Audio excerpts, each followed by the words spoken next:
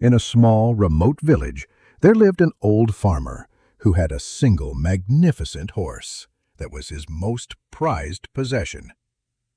One day, the horse broke through its fence and ran away. The farmer's neighbors all came to console him. "Oh, what terrible luck!" they said, shaking their heads. "Your only horse is gone." The old farmer simply shrugged and replied, "Good luck? Bad luck? Who knows?" A week later, his horse returned, and it was not alone. It had led a herd of a dozen wild horses back to the farmer's property.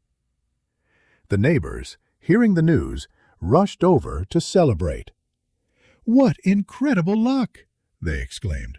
"Now you have 13 horses." The old farmer looked at the new horses and replied calmly, "Good luck? Bad luck? Who knows?"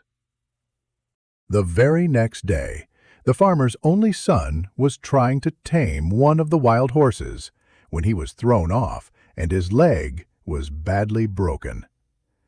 The neighbors gathered once again, this time with sorrowful faces.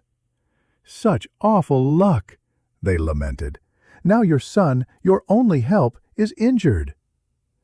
The farmer, tending to his son's leg, replied with the same quiet refrain, "Good luck? Bad luck? Who knows?"